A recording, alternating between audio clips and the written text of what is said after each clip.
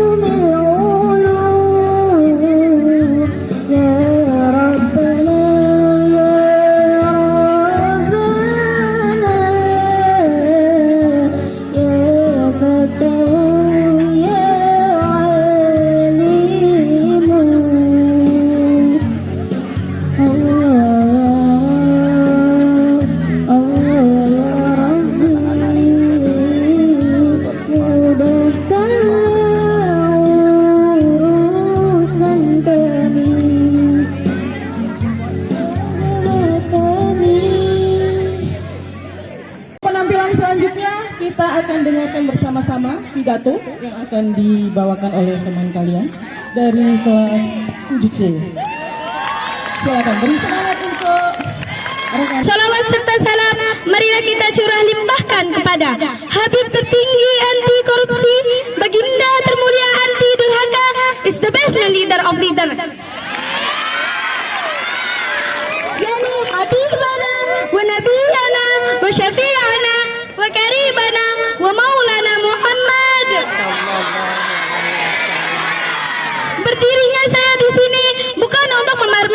seragam saya yang sederhana ini. Bukan juga untuk memperlihatkan wajah saya yang alhamdulillah cantik ini.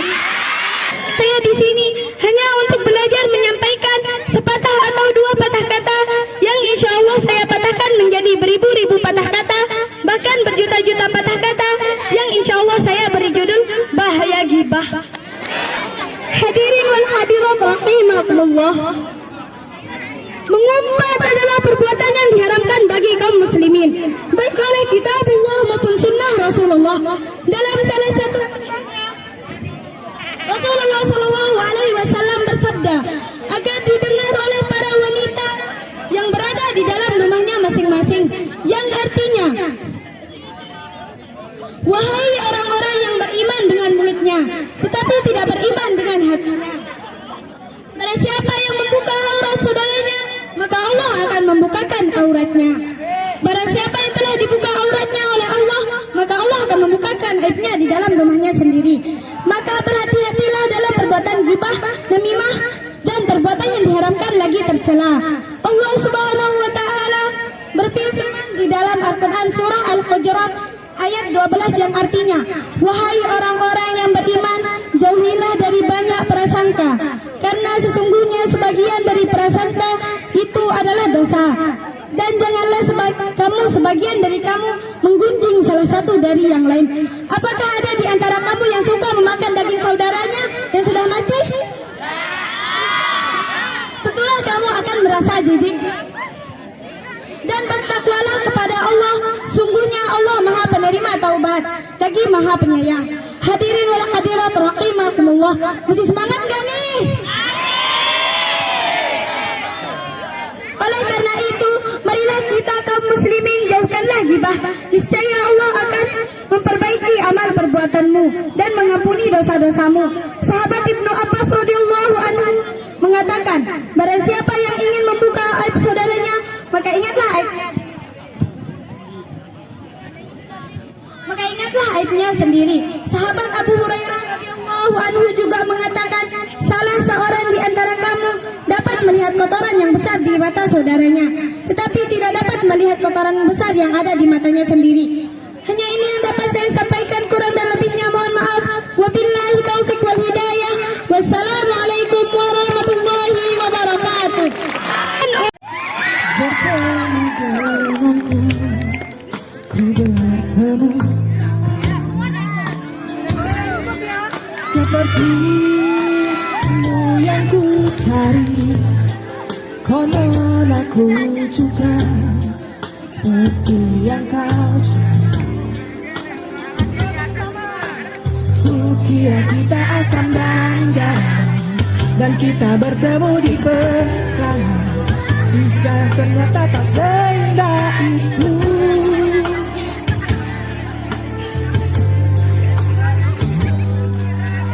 Kukira kita akan bersama, begitu banyak yang sama, latarmu dan latarku. Cowoknya ada suaranya. Kukira takkan kenal, kukira ini kan mudah, kau aku jadi kita. Kasih sayangmu membekas, geram kini sudah tidak istimewa. Entah apa maksudnya tentang ujung cerita kita tak bersama. Semoga rindu ini menghilang.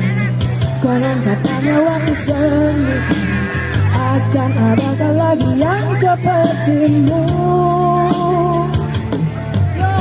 Kukira kita akan bersama, begitu banyak yang sama, latarmu dan latarku.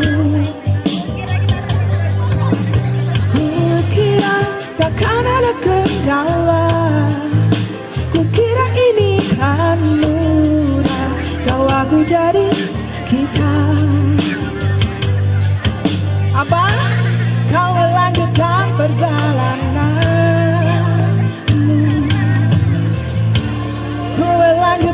perjalananku.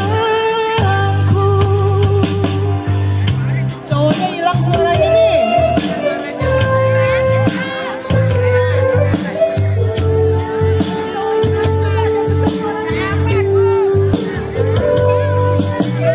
Kukira kita akan bersama, begitu banyak yang sama, latarmu dan latarku.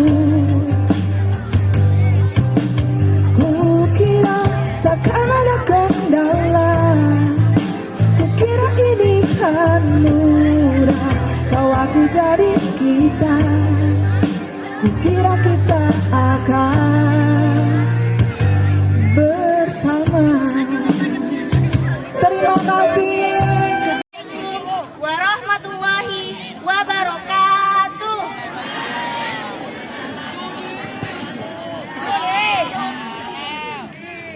Para hadirin yang saya hormati, pertama-tama marilah kita memanjatkan puja dan puji syukur kehadirat Allah Subhanahu wa taala yang telah memberikan nikmat dan rahmat serta kesempatan sehingga kita bisa berkumpul dalam kegiatan literasi pagi hari ini.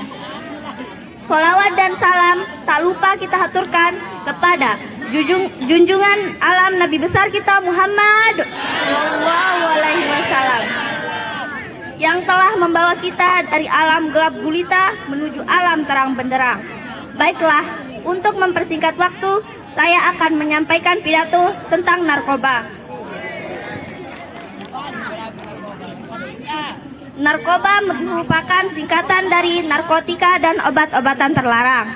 Mengkonsumsi narkoba merupakan salah satu perbuatan yang dapat menyebabkan timbulnya kejahatan dan juga perbuatan syaitan dan sekaligus perbuatan keji yang harus kita jauhi agar kita selamat di dunia dan akhirat.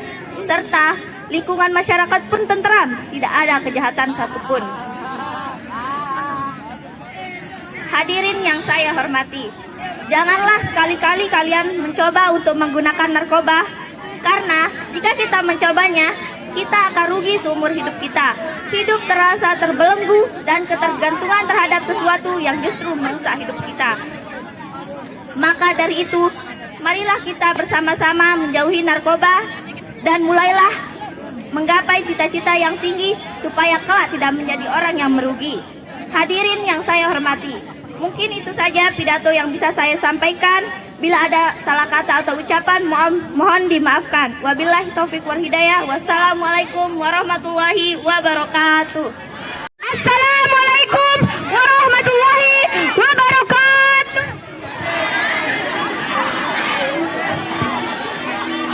Kepada kami, di sini kami akan menampilkan sebuah drama yang berjudul Legenda Putri Mandalika.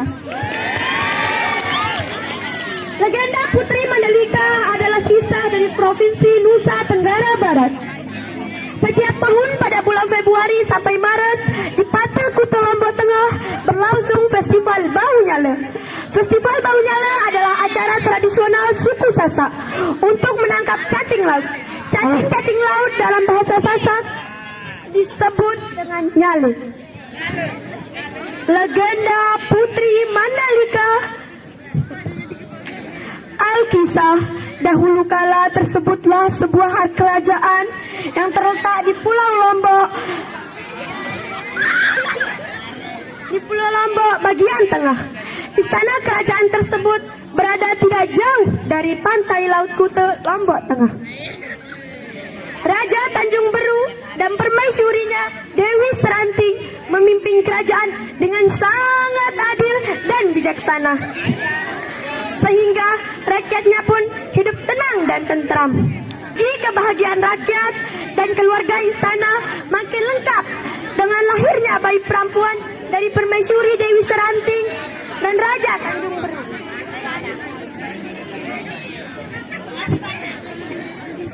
Seiring berjalannya waktu, 17 tahun kemudian Putri Mandalika beranjak dewasa.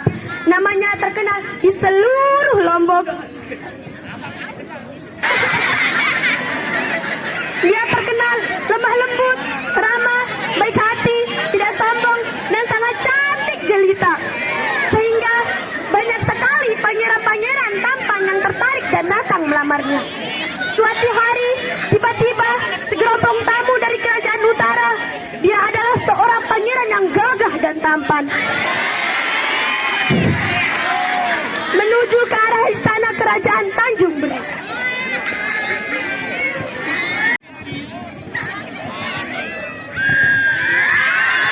Salam hormat Tuan Raja.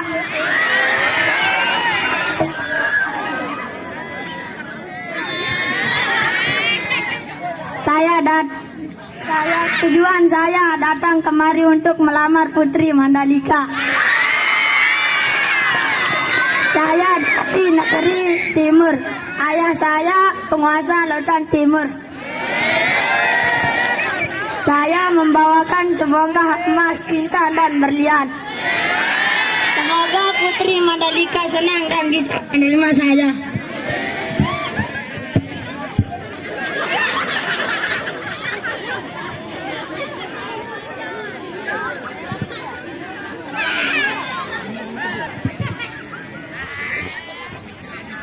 Salam hormat yang mulia. Tujuan anak juga sama, yaitu untuk melamar Putri Mandalika. Saya datang dari negeri selatan. Ayahanda saya adalah penguasa lautan selatan. Lautan selatan. Saya membawa serahan berupa sebongkah emas, intan dan berlian. Semoga Putri Mandalika senang dan mau menerimanya.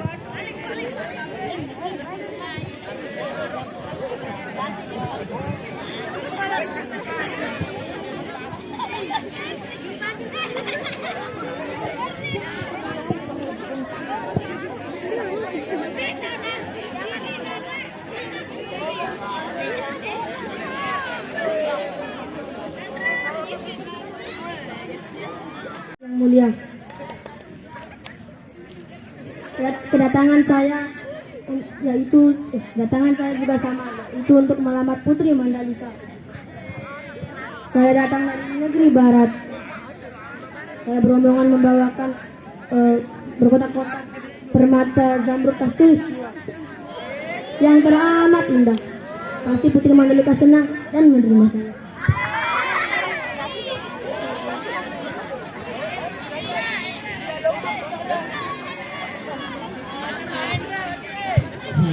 Sebagai seorang ayah, saya sangat tersanjung jika Mandalika menjadi seorang permaisuri. Namun, untuk permasalahan ini, biarlah saya berbicara kepada Mandalika dan ibunya terlebih dahulu.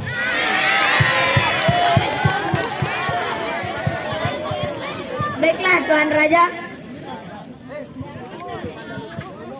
Baiklah Tuan Raja. Baiklah, Tuan Raja. Sementara itu, kalian bisa beristirahat di ruang tamu khusus kerajaan. Terima kasih Tuan Raja. Terima kasih Tuan Raja. Terima kasih.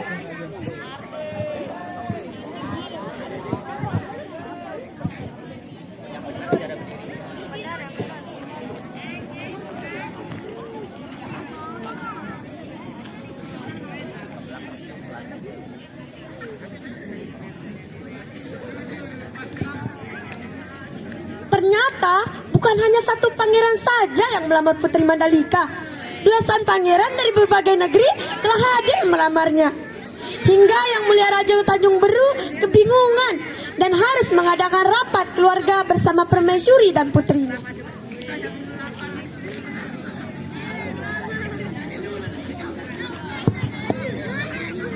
Kanda, bagaimana ini? Putri kita Mandalika sudah beranjak dewasa.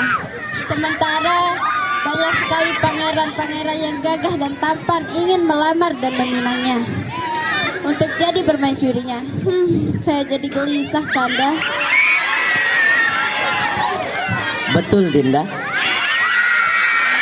Untuk permasalahan ini, biarlah putri kita yang menentukannya. Saya akan mendukung asalkan putri saya bisa bahagia. Baiklah, Ayahanda. Baiklah, Ibunda.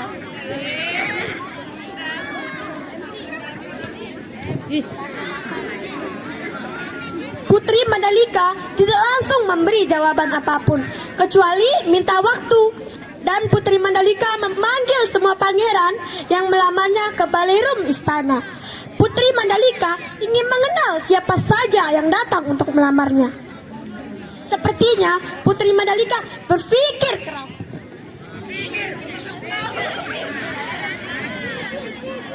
Sedangkan para pangeran itu kelihatan tidak sabar dan terjadilah keributan-keributan kecil di antara mereka. Mereka saling mengancam.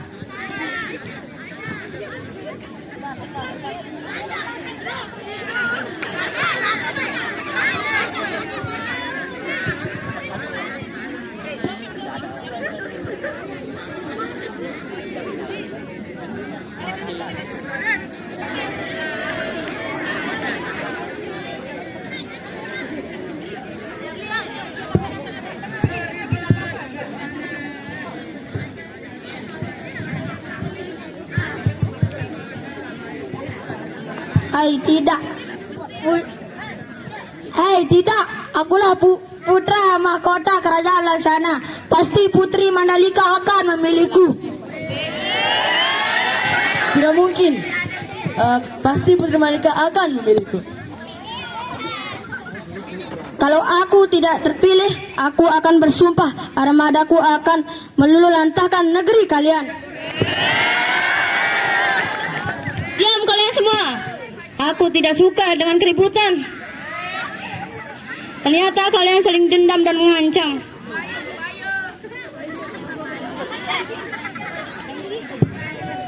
Para pangeran langsung diam di tempat karena terkejut ternyata Putri Mandalika berani membentak mereka. Karena merasa jengkel, pangeran-pangeran tersebut saling mengancam dan dendam. Akhirnya pangeran itu pun bubar.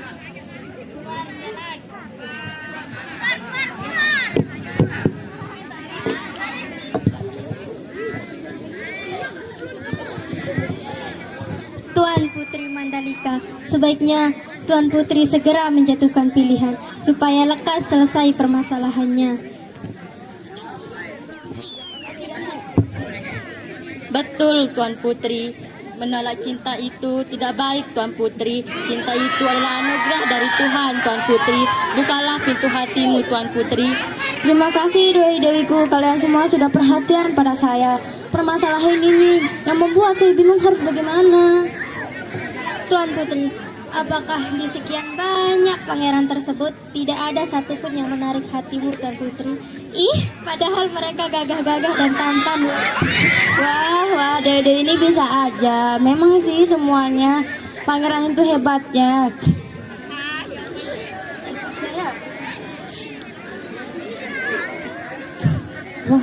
Wah, dewi-dewi ini bisa aja. Memang sih semua pangeran itu hebatnya. Tapi aku tidak suka mereka sering mengancam dan dendam. Ya kalau mau perang, perang aja kan pasukan kita sudah siap siaga Tuan Putri.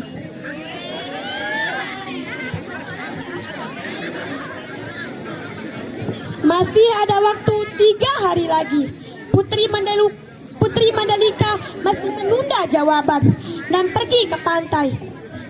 Putri Mandalika tidak mau gegabah untuk mengambil keputusan.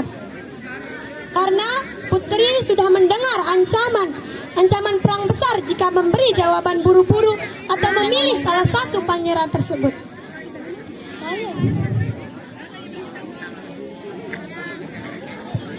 Putri Mandalika pun bersemedi di tepi pantai. Dia mencari cara untuk menghindari pertumpah darahan dengan memohon petunjuk dari Tuhan Yang Maha Esa. Dan pada malam hari ke-20, Putri Mandalika selesai bersemedi. Dia pulang untuk menemui ayah dan ibu. Ayah, ibu, aku memohon pagi-pagi sekali marilah kita bersama berkumpul di pantai. Aku sudah memberi jawaban untuk para pangeran itu.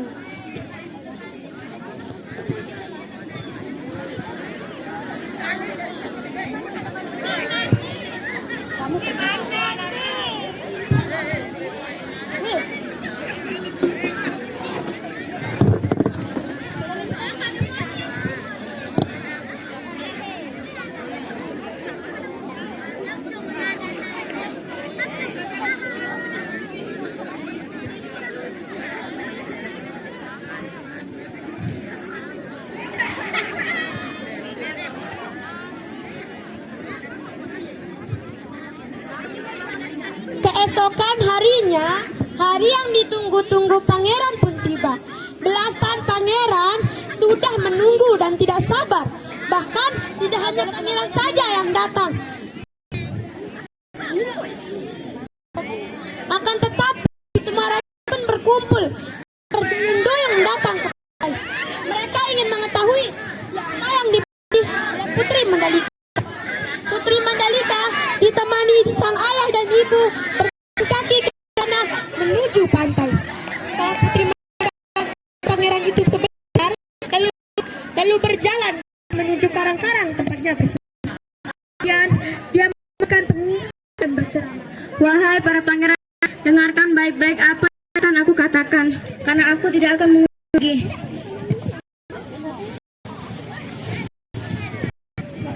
Jika aku menjadi salah satu pangeran, maka akan berada peperangan darah dan peperangan hebat. Aku tidak suka kalian saling mengancam.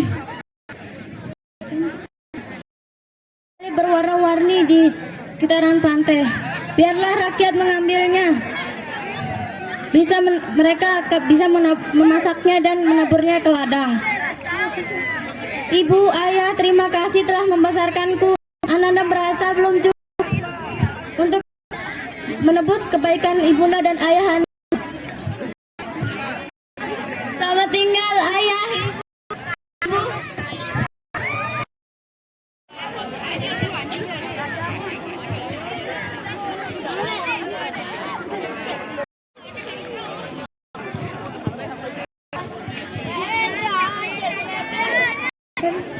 Demikian yang bisa kita tampilkan, kurang dan lebihnya mohon dimaafkan. Assalamualaikum warahmatullahi wabarakatuh.